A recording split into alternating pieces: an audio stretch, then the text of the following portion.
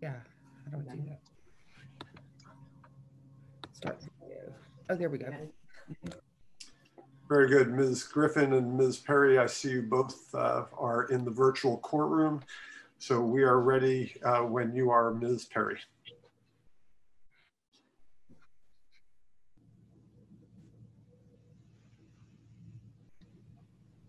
Ms. Perry, can you hear me? Yes, sir. Yes, Your Honor. We're all set when you are. Good morning, Your Honors. May it please the court. My name is Allison Perry, and I, along with my co-counsel James Knox, represent the appellant, the former husband, Dr. Jack Scott, Doug Scott. I'm sorry. I'd like to reserve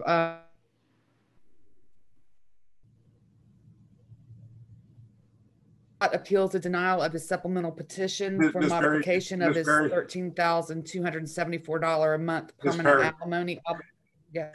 You cut out there. Yes, so how much time did you want to reserve? 5 minutes. Very good. I've got it. Thank you. I'll just, you cut out a little bit. So if you see me waving my arms because you're not hearing me, you'll know that there's a problem, but I'll try and let you know if it cuts out again. Okay, thank you, Your Honor. Dr. Scott appeals the denial of his supplemental petition for modification of his $13,274 per month permanent alimony obligation to his former wife. The parties divorced in 2012, and the alimony obligation was based on the wife living in the 5-bedroom marital pool home. Except for the judgment at the time clearly discussed that house was to be sold. It was clear from the record that they were upside down in that house. There was they were going to divide a deficiency judgment, which would likely result in the sale of that house. So, I mean, it's hard for me to look at this and not say that her not living in that house wasn't contemplated by this award. And I know you spent some time in your brief trying to persuade us otherwise, but hit it again for us, because that's a hard one. Okay. Well, Your Honor, the sale of the home is part of the equitable distribution. As you said, it was upside down at the time, and it did end up going into foreclosure some 5 years later. But the plan was for the wife to live in the marital home. The alimony award was based on her financial affidavit, which had all the expenses of the marital home listed. The law requires that this change in circumstances not be anticipated, and is really clear from not only the judgment in this case, but the record in this case, that the disposition of that home was clearly anticipated.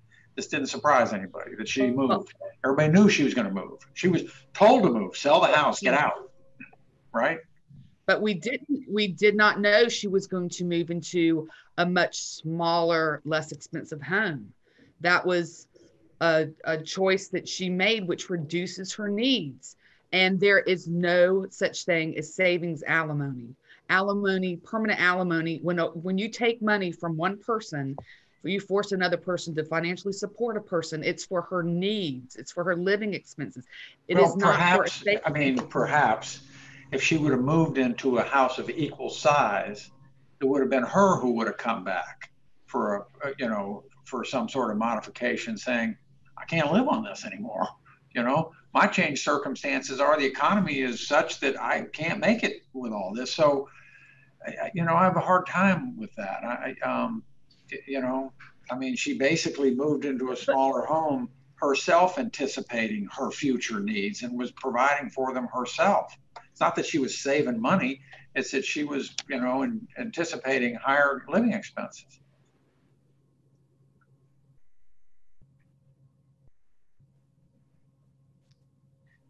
Ms. Perry, I think you've cut out. But the facts showed, even consider looking. Yeah. Ms. Perry, you're cutting out again. Sorry. Ms. Perry, if you can hear me, you may need to use the call-in number because we seem to have. The facts show that the court would not even consider looking. Can you hear me? We can hear you now. Okay. The facts show that the court wouldn't even consider the reduction in the wife's living expenses, which was improper, because the law is if there is any substantial change in either party's financial circumstances, the court has to examine them. One of the arguments that the other side, Ms. Perry, can you hear me? Yes. One of the arguments that the other side makes is that it seems quite possible the judge, and maybe probable, that the judge took into account that she would be moving in determining the alimony amount, because she had requested, if I recall correctly, something like $15,000 or $16,000, and the actual award was $13,000. Can you explain what that discrepancy is based on?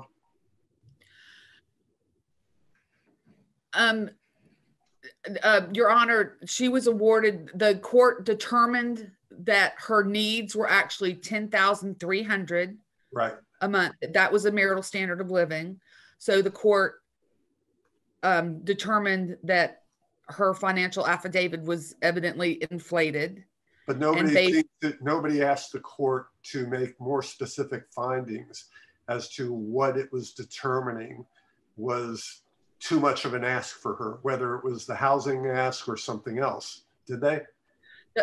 The husband actually appealed the final judgment to this court and said, hey, we need a reduction, an automatic reduction when the house sells, because the court has not taken into account that this house is going to sell. And this court said, no, we're not going to touch it. You affirmed it without a decision. So they said, so what we're left with is we had to wait for the house to actually sell, which 5 years later, she lived in the house for 5 years. She paid the mortgage for over 3 years with the $13,000. She was getting $13,247 per month in alimony, the significant amount to pay the mortgage, which she did until the house needed a new roof. And then she evidently pocketed approximately $55,000, which should have gone towards the payment of the house. And instead, she evidently used that money to buy her smaller villa. I'm sure, I don't know if this court is concerned with the voluntary nature of the reduction in her expenses, but there are cases cited in the brief that said just because the voluntary nature of her reduction in the expenses can be taken into account. The voluntary requirement in the statute is there for pay-or spouses that they don't voluntarily reduce their ability to pay income. And Ms. Griffin, in her brief, and I think at the trial court it may have been argued as well, that her expenses were basically the same, notwithstanding the reduction in the mortgage payment by moving from one place to another. And I saw there were a couple of places where in trial, the former wife acknowledged that some of her expenses had gone down, but ultimately she testified, and without really specific challenge to it, she testified that on average, her financial affidavit was consistent with her need, which supported the amount of alimony. So what can you point to in the record, other than the amount of the mortgage, where she asked for more and that was not justified? The mortgage was over $1,700. She no longer had yard or pool maid. The maid went down, was half. And there was testimony that her medical expenses had increased due to her physical issues. Was there any real challenge to her testimony on that point? I don't believe so, Your Honor. She no longer had an $800 car payment. She had over $1,000 for pet expenses when she had 4 pets. That had been drastically reduced, I believe, by $600 or $700 because there was only one pet. It's that the court wouldn't consider any of the reductions. And also the argument is the court would not consider that she had reached the age of 59 and a half and she could now access her retirement accounts without penalty. Now, during this case, the case of Gelber versus Bridger came out. And this is on all fours, right on point, that states, you know, if someone reaches, if a payee spouse reaches 59 and a half and you can access your retirement accounts, that is grounds for modification to consider a substantial change in circumstances. Here, the evidence, Certainly the judge decided no. She was almost 59 and a half. She got this $240,000 account. So again, it's not an unanticipated circumstance. These are all known facts at the time. Well, if you read Gelber, of course, you understand that people are going to age and turn a certain age. But if they're not, the accounts were not in pay status. So the court couldn't determine what the pay amount was going to be. And it would have been improper since she wasn't 59 and a half. She was only 58 at the time of the final judgment, or 57 at the time of the final judgment. So she wasn't able to take. There was no dispute that neither party contemplated pulling money out of Social Security at 59 and a half, correct? I think your client testified he wasn't planning on taking anything out till 67. That's a separate issue. That's the third. We're talking about the 401k or the retirement account, right? That's what we're talking about right now. Yeah, well, I think there's also a Social Security argument that,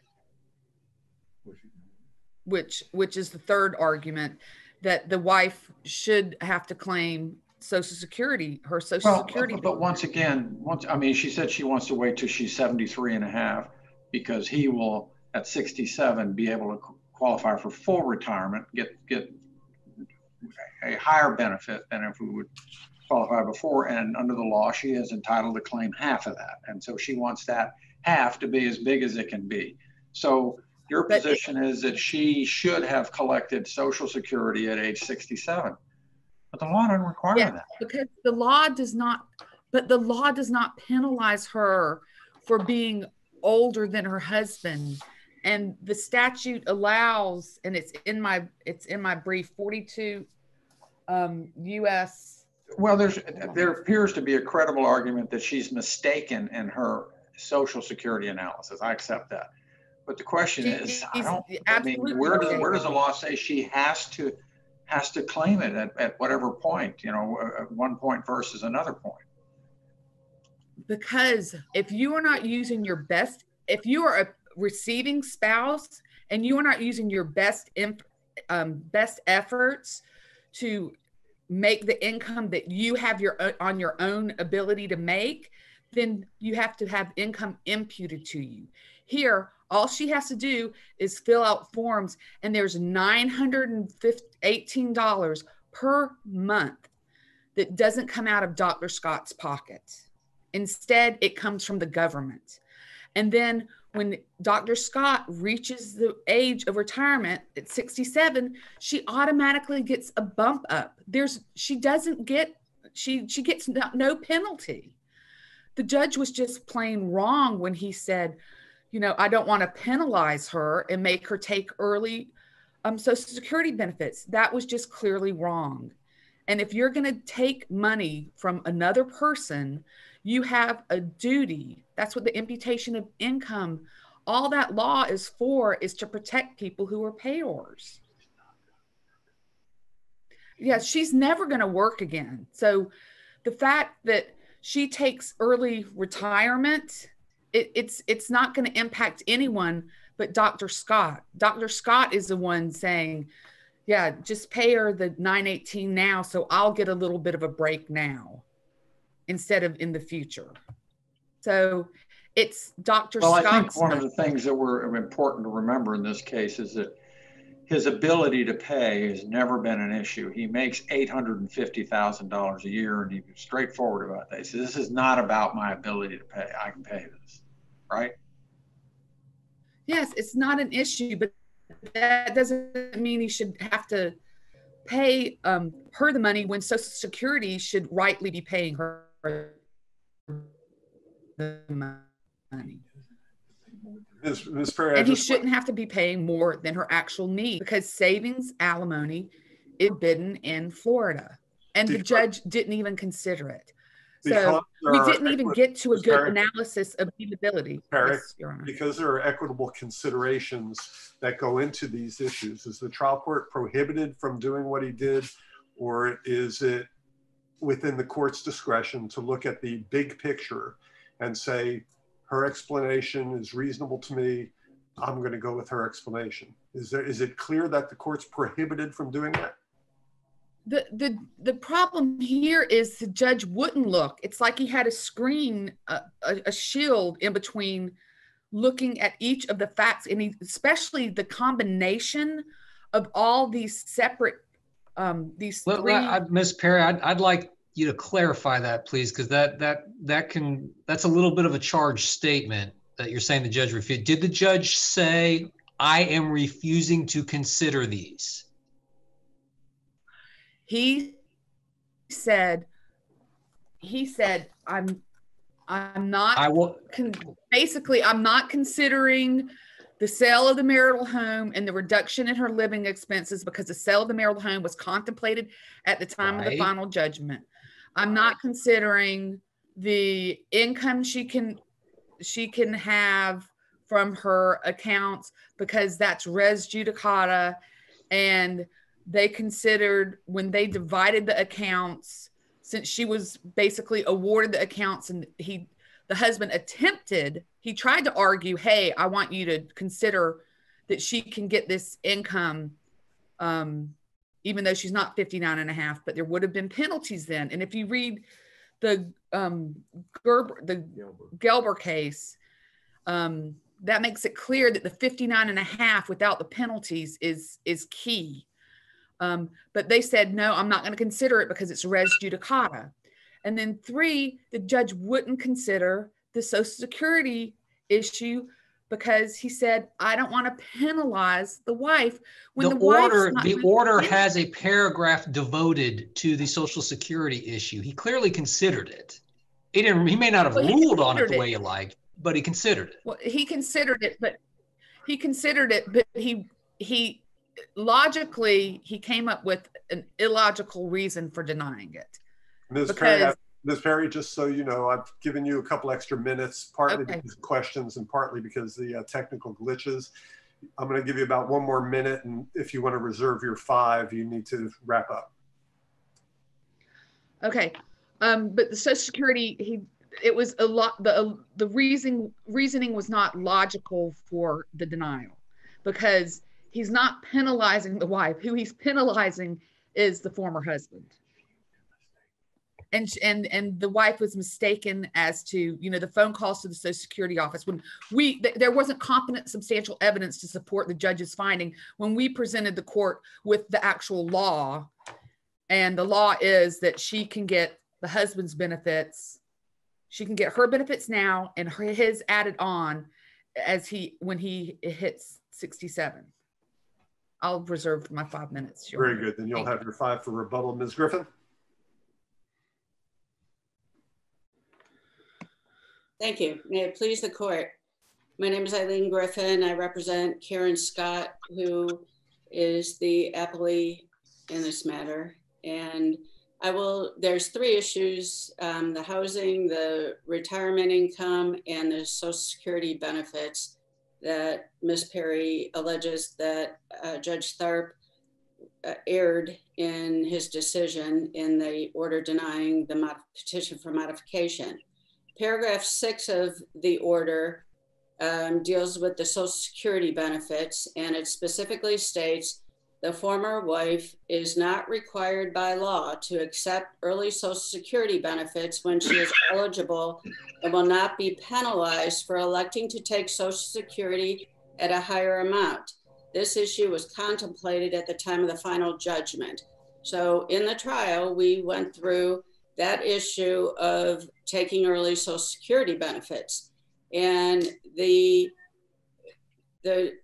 bottom line on the Social Security issue is, if Ms. Scott were to take the Social Security benefits as Mr. Knox proposed, she would be receiving $855 a month. And that would reduce the $13,274 by $855. If she waits until Dr. Scott, who is 6.5 years younger than she is, if she waits till that time, she will receive $1,475 a month, which is a difference of $620 a month. At some point in time, Dr. Scott will reach an age where he decides to retire as an emergency room physician, and she will then be faced with a modification.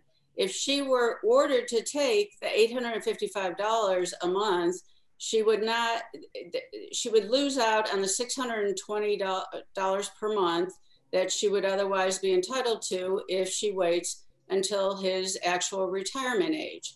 In their brief, they refer to the U.S. Code 42, U.S. Code section 402 A through F to assert that that section of the code states that a younger breadwinner and the ability of an older breadwinner to switch to collecting from the younger breadwinner's account is an option for Ms. Scott. The U.S. Code does not discuss that.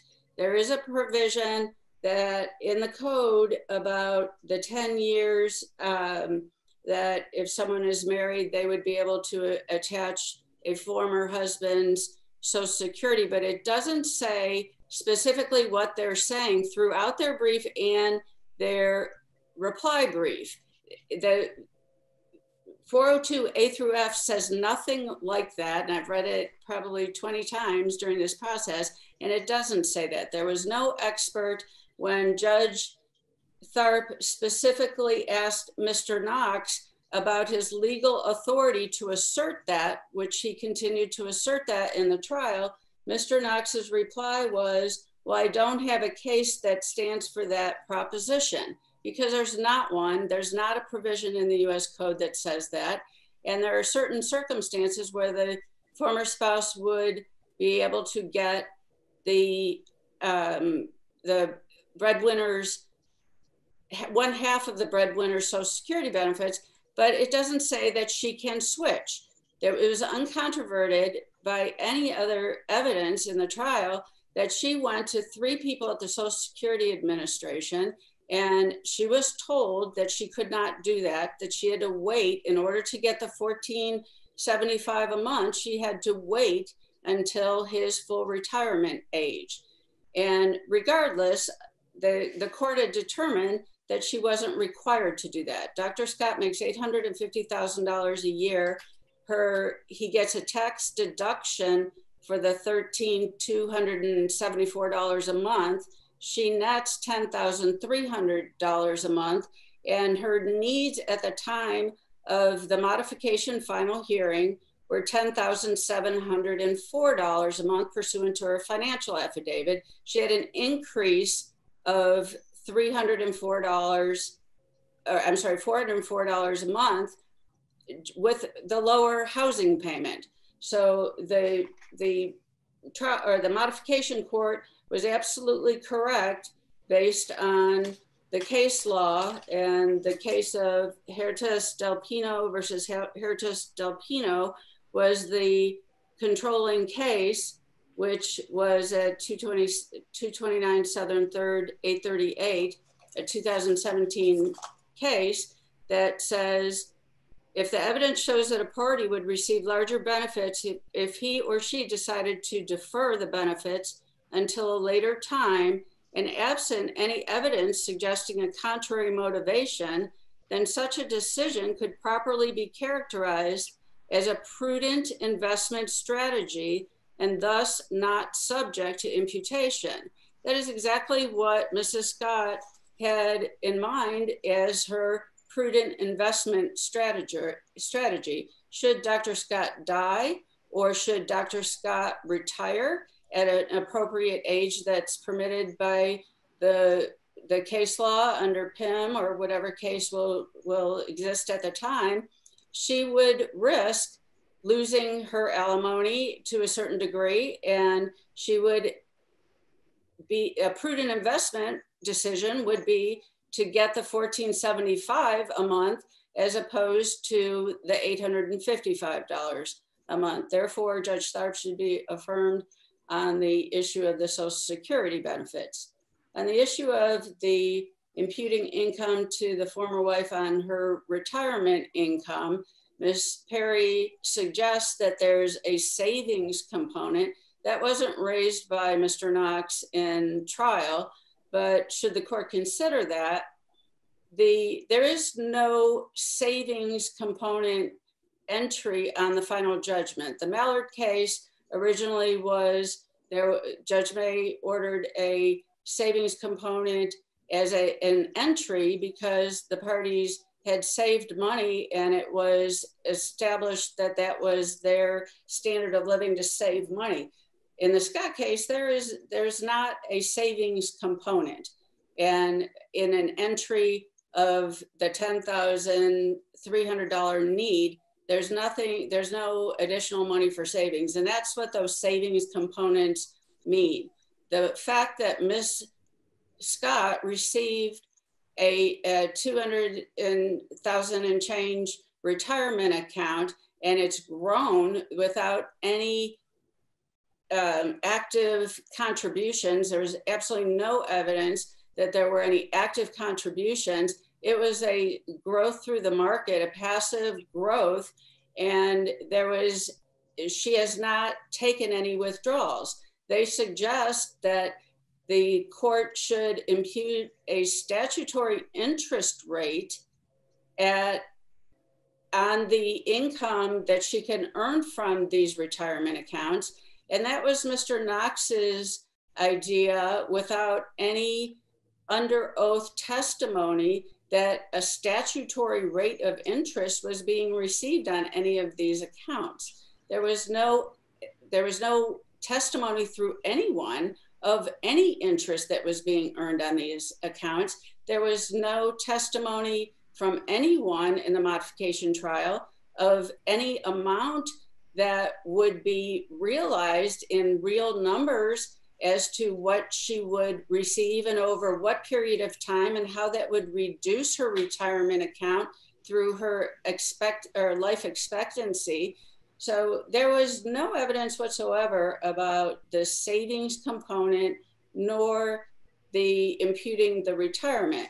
And Judge Tharp specifically in paragraph 5 of the order on the modification stated that the former wife was not ordered to invest her proceeds from equitable distribution referenced in the final judgment.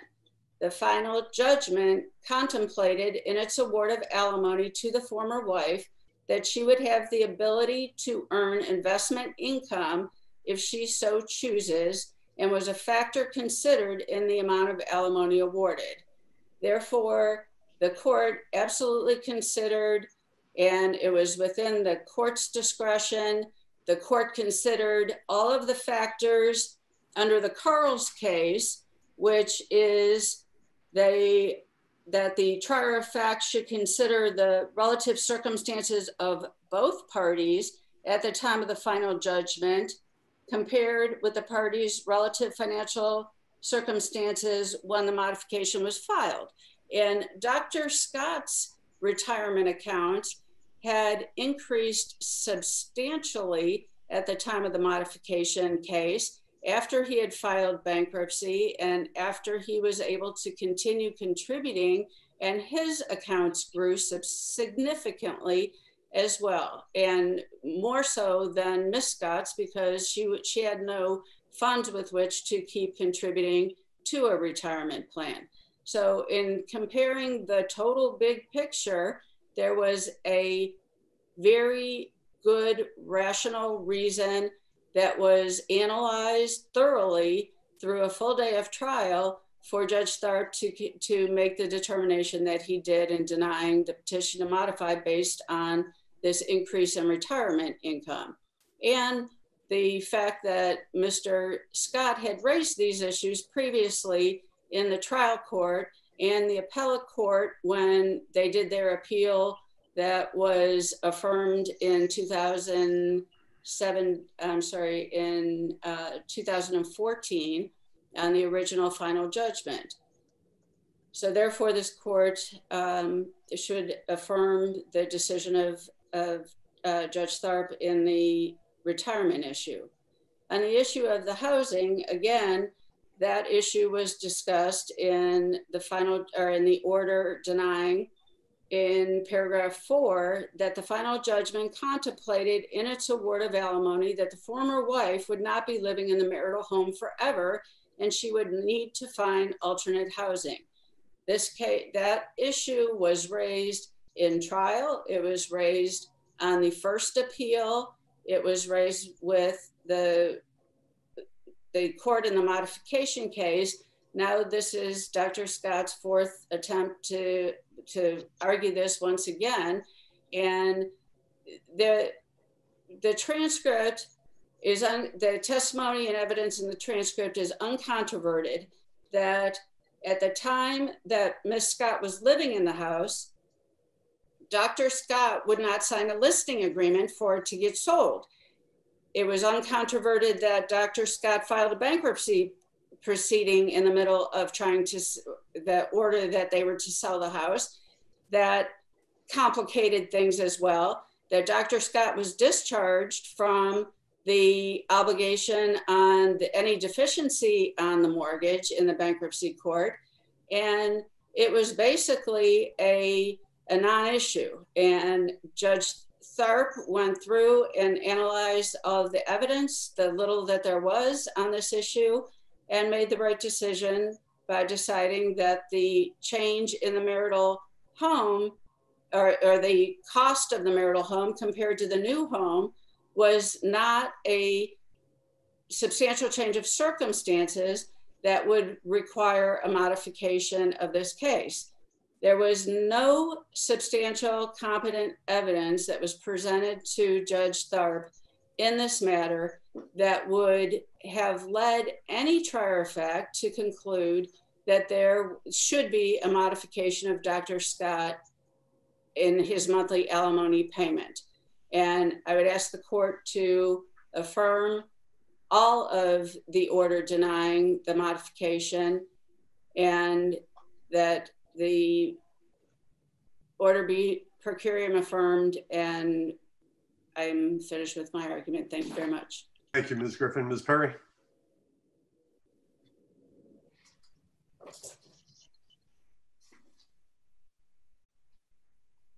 Ms. Perry, you're still on mute. You need to take it off mute.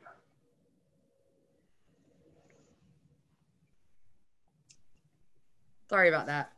Your Honors, I do not see how this court can distinguish Gilbert v. Bridger from the instant case.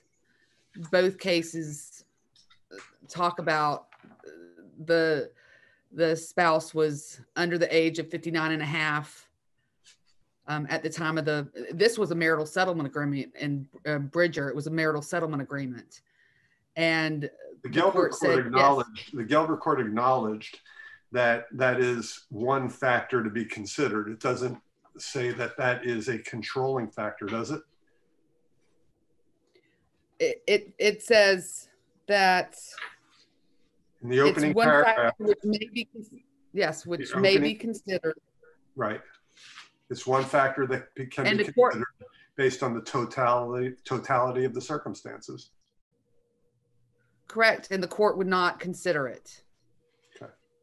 Because it said They considered her retirement accounts at the time of the final judgment. But at the time of the final judgment, she was like Mrs. Gelber. She was not 59 and a half.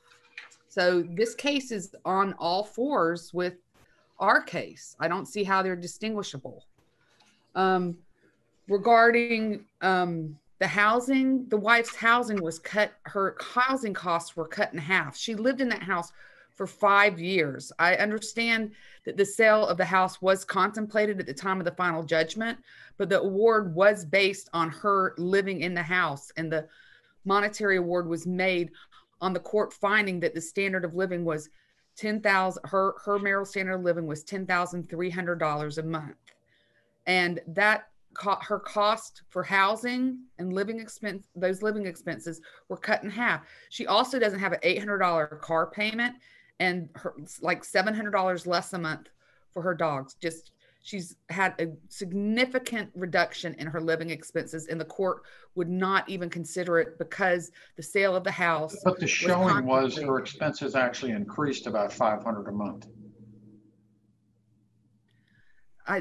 So, I mean, well, I don't even know what I read. I wasn't there, but, you know, basically the information on record shows that there was actually an increase based on the affidavit that she filed in anticipation of this hearing. The husband's analysis of her affidavits showed a decrease in like almost by 50% of her expenses from the time of the trial to the time of the modification hearing. But the finder of fact obviously went with her affidavit because that's how the judge came down. So, you know, that's the finding we have.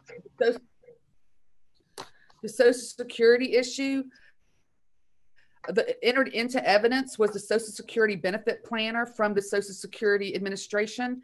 And it explained that your benefit as a divorced spouse is equal to, I mean, you can read it. It's on page 16 and 17 of the brief, but it explains that she could start receiving her benefits at her retirement age. And then when her younger spouse reached if you're eligible for retirement benefits on your own record and divorced spouse benefits, we will pay you the retirement benefits first.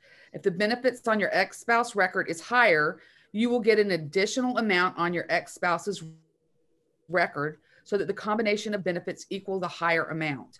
That is on page 555 of the record. Now, if the wife can get income almost $915 at age 67 from a different source that isn't the husband, she should be required to do so or have that income imputed to her. I mean, just because the husband makes a lot of money and has the ability to pay does not mean he should be forced to pay when she has other sources of income available to her, like her retirement and these Social Security benefits that are just sitting there not being used.